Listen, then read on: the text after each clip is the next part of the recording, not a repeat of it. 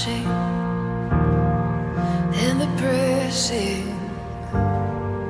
You are making new art, and the soil I now surrender. You are breaking new ground, so I yield to you and to your careful hand. When I trust you, I don't need to understand. Make me your vessel, make me an offering, make me whatever you want me to be. I came here with nothing, but all you have given me. Jesus, bring new wine out of me.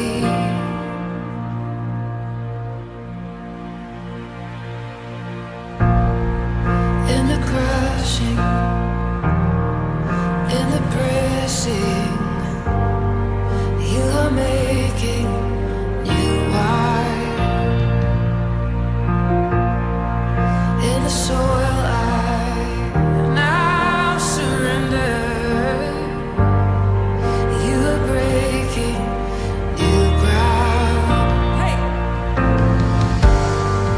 You are breaking new ground. So make me your vessel, make me an offering, make me whatever you want me to be. I came here with nothing, but all you have given me. Jesus, bring new wine out of me. Jesus, bring new wine out of me. Jesus, bring new wine out of me. 'Cause where there is new wine, there is new power, there is new freedom, and the kingdom is here. I lay down my old flames to carry your new fire today. Today. 'Cause where there is new wine, there is new power, there is new freedom, and the kingdom is here. I lay down my old flames to carry your new fire today.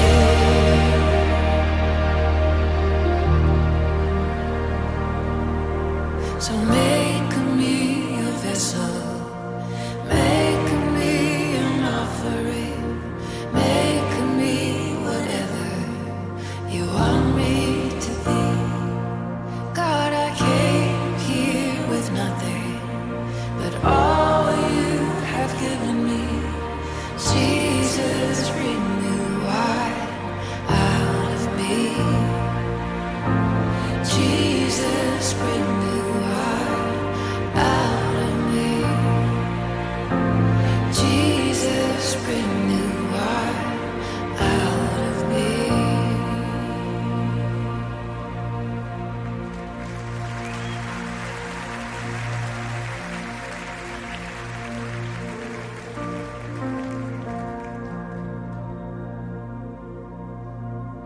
Make me your vessel, make me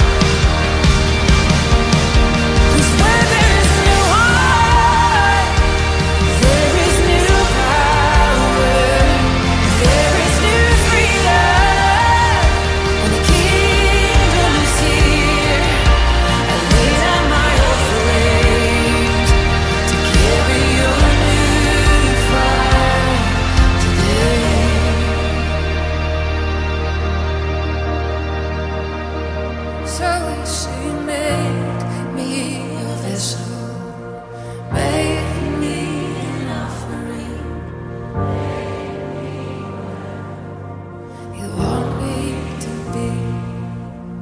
I came here with nothing, but all you have given me.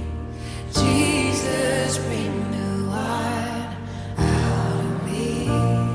Jesus, Jesus, bring new wine out of me. Jesus, bring new wine out of me.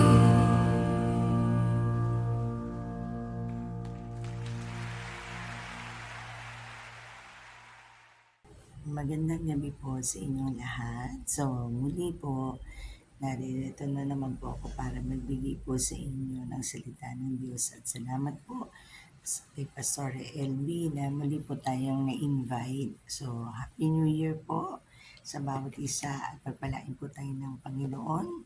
So, ang binigay po sa atin ng Panginoon para sa Word of God ay sa Matthew or para sa gabing ito ay sa Matthew 9:17.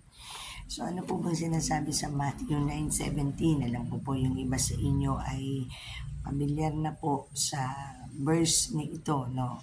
So sabi po dito, neither do people your new wine into old wineskin. If they do, the skins will burst, the wine will run out, and the wine skins will be ruined. No, they pour new wine into new wineskin and both are preserved. So, dito po, nabanggit po yung new wineskin, new wine.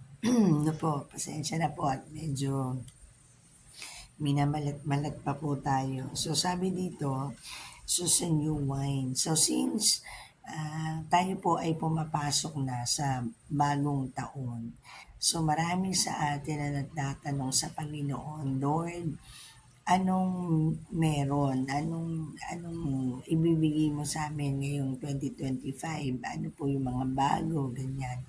Pero alam niyo po nung in-invite ako ni Pastor LB na muli na magsalita po ng salita ng Diyos.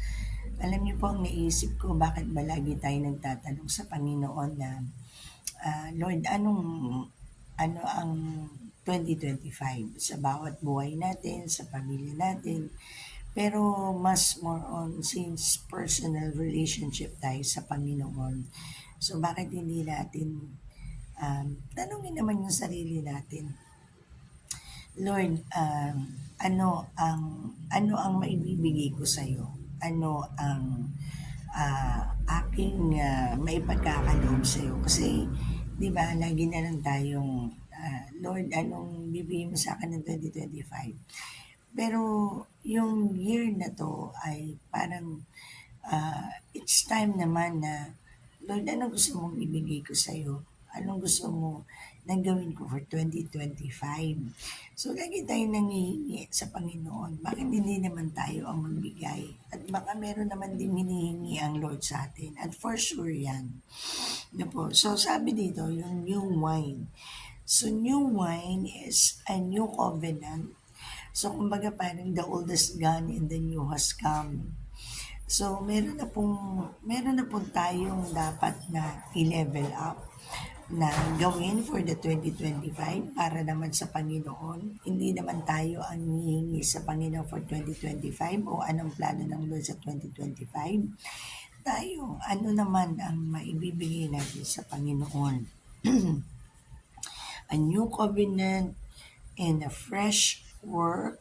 So, kung ano man yung mga over-familiarity natin ng nakaraang 2024, bakit hindi natin yun bitawan? Ba't hindi natin yun yung mga dapat bitawan na at dapat natanggalin na po sa buhay natin para sa Panginoon at tayo naman ang magbigay ng bago or level up naman po natin yung ating sarili, yung ating relationship sa Panginoon. Kamusta po yung covenant natin sa Lord? Yun po, tayo po, this time tayo po ang magbibigay sa Panginoon. Tayo naman po yung mag-i-improve. So, yung fresh work ng Holy Spirit sa atin for 2025, So, the Holy Spirit always empower us. But the question is, yung bang pag empower sa'yo ng Holy Spirit for this 2025 ay nagagamit mo? Na nakakapagbigay ba ng kaluwalhatian yan sa Panginoon? Okay. So, yun yung transformative teaching ng Panginoon sa atin. So, yung new wine is transformative teaching ng salita ng Diyos sa buhay natin. So, nag-level up ba? So, number 2 is old wine skin. Sabi ko nga kanina, yung outdated, baka hindi na tayo updated sa sitwasyon natin sa Panginoon. Baka hindi na updated ang ating mga prayer, baka hindi na updated ang ating mga worship, baka hindi po updated ang ating mga devotion, meditation of the Word of God, baka hindi updated yung level ng anointing, baka hindi updated yung relationship natin sa Panginoon. So, yung old wineskin is outdated or rigid structures that cannot contain the wineskin of what God is doing. So, meron na pong bagong binibigay sa atin ng Panginoon. Kaya dapat tayo din, no, bilang wineskin, dapat tayo din po ay may tinatanggal kasi hindi naman 'di ba sabi dito sa verse na to, hindi po pwedeng maglagay ka ng bago sa luma kasi hindi kakayanin nung lumang lalagyan yung bagong inilalagay. So kaya po kailangan bago ng ating puso, bago na po ang ating isipan. Alam niyo po, to God be all the glory. Ako po ay nagpupuri sa Panginoon dahil talagang pati pagtingin ko sa mga taong may alam ako. Halimbawa, kung ang taong yon ay tumatayo sa stage, kung nag-MC siya, kung nag-worship siya, o kung ano man siya, kung ano man ang kanyang participation. Kahit may alam po ako doon sa tao na yun, na mali sa kanyang buhay, dati pagka ganun na nagiging judgmental po ako. So, hindi po ako mapakali, hindi po ako nakakapag-worship. In short, hindi po ako nakakapag-focus. Pero since itong papasok ng 2025, talagang and last quarter ng 2024 ay binagot po talaga ako ng Panginoon the way na tignan ko yung tao na to na sinasabi po sa akin ng Lord na lahat naman tayo by grace na nabubuhay. Alam naman po natin yan, lahat by grace, kaya wala po tayong na ipagmamalaki. Alam niyo po, nung ano na yun is, nakita ko yung tao na yun, nasa harap ko pa. So alam niyo, nakapag-focus ako sa worship. You know why? Kasi may bago na akong kaisipan, may bago nang nilagay sa akin si Lord, kaya kailangan kong magbago. Kailangan itong lalagyan ng Lord ay tinanggal mo na yung mga dati. Katulad ng, yun nga, yung sinasabi ko sa inyo, nakapag-focus ako to worship our Lord kahit nasa harap kong tao na to, na kahit alam ko may mali yung ginawang taong to. Tinuruan ako ng Lord na paano siya tingnan by the grace of our Lord. Kaya nakikita ko yung habag ng Diyos. Nakikita ko yung mercy and grace ng Lord sa taong ito. Kaya hindi ako distracted to worship our God. Kaya mas nag-focus ako sa Panginoon to worship our God because the Lord teach me how to see His grace to that person. So, yan na po yung bagong for me, yan na po yung bagong nilalagay ng Lord sa akin. At kailangan kong itapon, kailangan kong tanggalin yung old wine skin para ma-absorb ko tong bagong wine. So talagang yung new wine, kasi yun na yung, alam niyo po talagang ang grace ng Lord, lakas makabait, ang lakas makahumble. Hindi ka talaga makakapagmalaki. Kasi naintindihan mo ng malalim. Ito yung transferable teaching ng Lord sa buhay ko, sa nangyayari po sa inyo ngayon. At malamang, meron din pong bagong tinuturo ang Panginoon sa atin. Kaya tanggalin po natin yung mga old na po. Kailangan na po natin kasing mag-disperse o magpakawala or mag-release no po, ng kung ano yung dapat at yung ating old heart, old mind. No? Tanggalin na po natin yan para makareceive tayo ng bagong transferable teaching ng Panginoon sa buhay natin. At talagang nakakapag-level up po ng pananampalataya, pati yung humility, sobrang grabing humility, at talagang marunong ka na mag-focus kasi yung by grace ng Lord at talagang ah, no distraction talaga. So, salamat po talaga sa Panginoon. And number 3 is the new wine skin. So, ito naman daw po yung nire-represent represent people or systems that are flexible. So, open to transformation and reading to receive the new work or the new word God is bringing. So, a new way of living. Ito nga yung sinasabi ko sa inyo na share ko kanina na meron na tayong new way of living. Meron na tayong panibagong antas ng pananampalataya. Katulad po ng na-share ko sa inyo kanina. So, binabago po ako ng Lord araw-araw. So, ngayon talagang ganun pala. So, masarap pala na ang nakikita mo dun sa tao na yun ay yung grace ng Panginoon. At mabibigyan mo talaga siya ng grace. Talagang masasabi mo na grabe yung grace ng Panginoon. Meron pa po akong isang experience na alam mo yun yung matanda ako sa kanya. Though pastor siya, pero matanda ako sa kanya. Tapos, sumakay kami ng elevator, puno na. Tapos biglang nagbukas yung kabila. Alam niya, tinulak niya ako. Sabi niya, doon ka na sa kabila. I mean, talagang, alam mo yun, malaki po ang tanda ko sa taong to, pero bagamat pastor siya. Pero alam niyo, hindi ako nainis o nagalit sa kanya. You know why? Kasi nga, may bago nang tinuturo sa akin ng Lord. Yan nga po yung by grace. Kaya, alam mo yan, talagang kung titingin ka na dati kasi, ano ba naman to, pastor pa naman, napaka-disrespectful. Ganyan na magiging thinking mo eh. Pero itong year 2025 for me, na sana po ay makapulutan po din ninyo. Talagang tinuruan ako ng Lord na tingnan mo yung grace ko sa taong yan. So, ganun. Kaya tuloy, nagiging by His grace na sasalba ka o nasisave ka na hindi ka magkaroon ng galit o hindi ka magkaroon ng tampo o hindi ka makapag-release ng mali dun sa tao na yun. Talagang by His grace, we are saved. So, doon ko na mas naiintindihan na yung grace ng Lord. Kasi, kapag hindi mo yung grace ng Lord, makakapagbigay ka din ng grace dun sa tao na yun.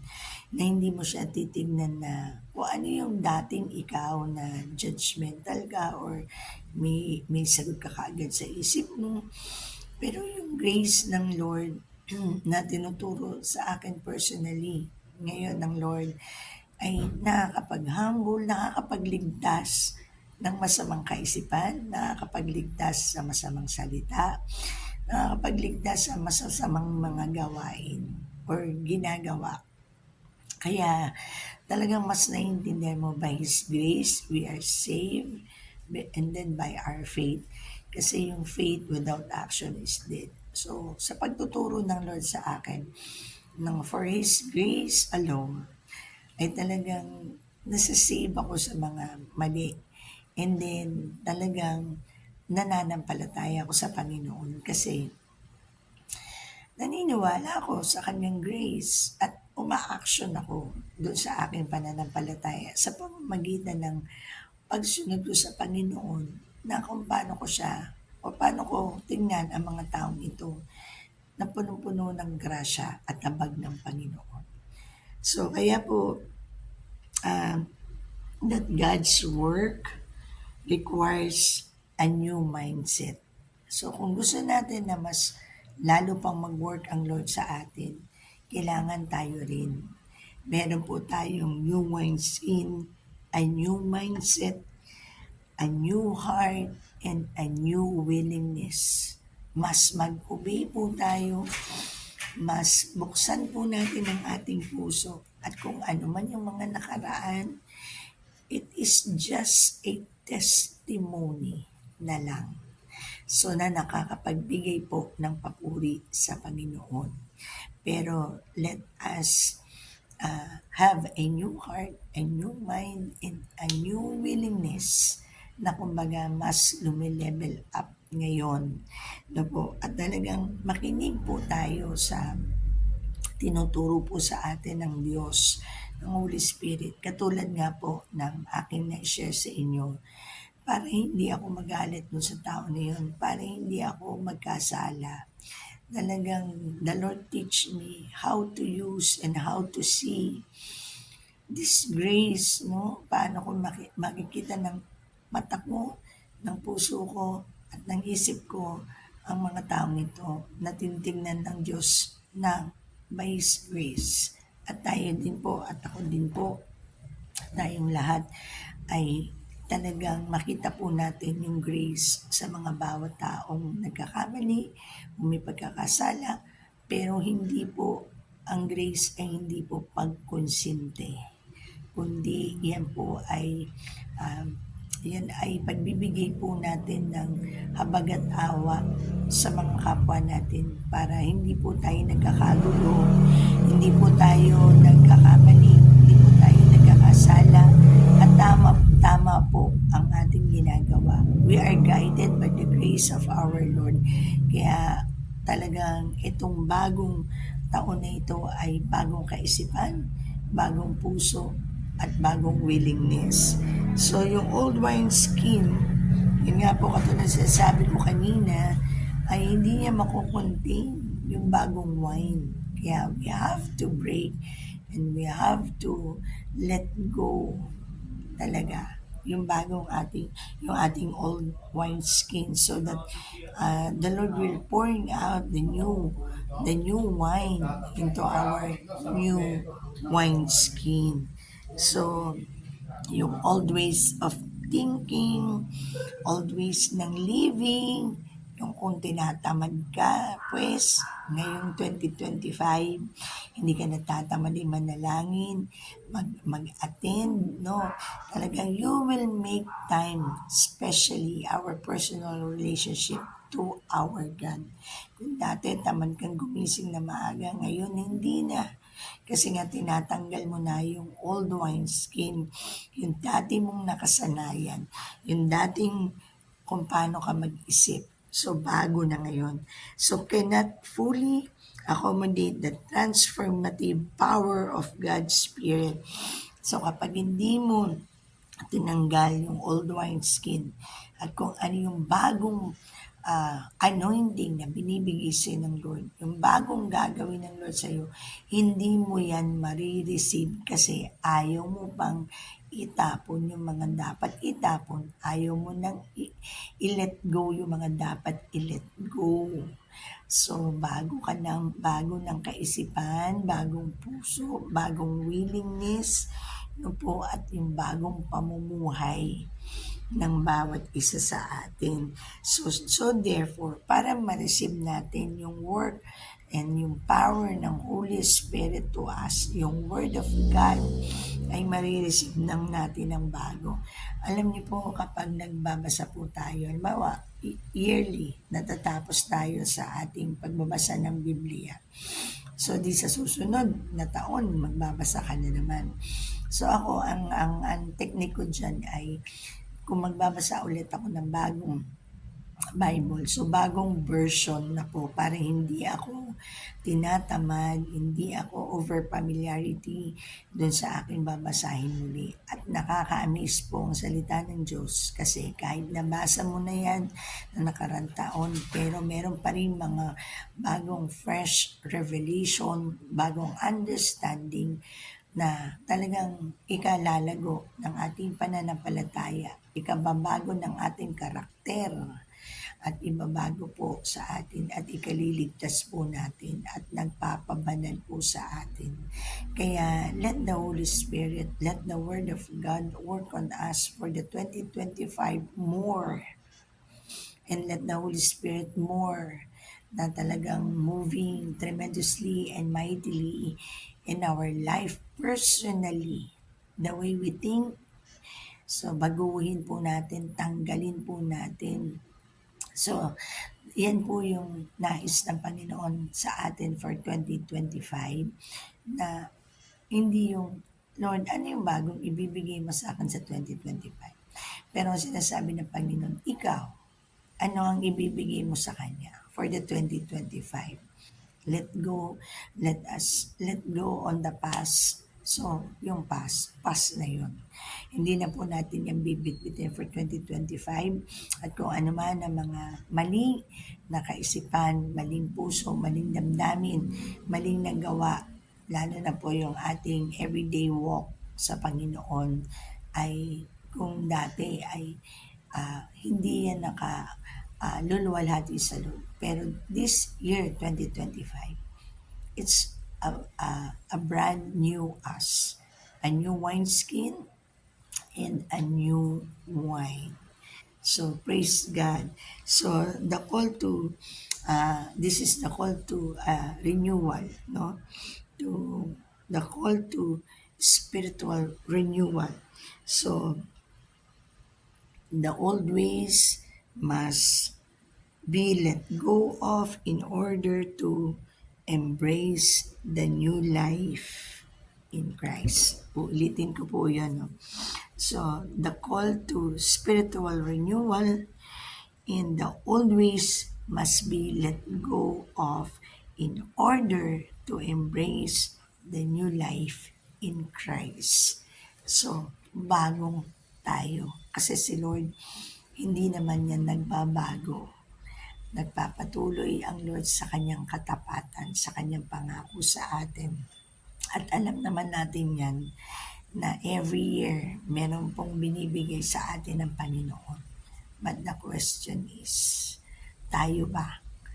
Tayo po ba ay may bagong ibibigay sa Panginoon for a new us for this 2025? Let us let go the past, and the old is gone, and the new has come. At tayo naman po, this time, ang magbigay sa Panginoon sa pamamagitan ng ating bagong kaisipan, bagong puso, bagong living, the way we live every day. So, bagong antas ng pananalangin, pag-worship, at pag-meditate ng Word of God. At mas higit na lalo po tayong sumunod sa kalooban ng Panginoon. And to God be all the glory. God bless po sa bawat isa sa atin. So let us pray, Lord, Panginoon, patuloy na kami po ay nagpapakumbaba at tulungan niyo po kami sa kapangyarihan ng inyong banal na Espiritu Santo na makapagbigay naman kami ngayon this time ng bagong kami para sa kaluwalhatian mo, Panginoon. Lord, na mapangiti namin ang iyong labi, mapasaya ka namin, Panginoon. At tunay na this time, Lord, kami naman yung makapagbigay sa iyo, Panginoon, na sa pamamagitan ng aming bagong puso, bagong kaisipan, Panginoon, at bagong willingness, Panginoon, na masidi ang pagsunod sa iyong mga kalooban.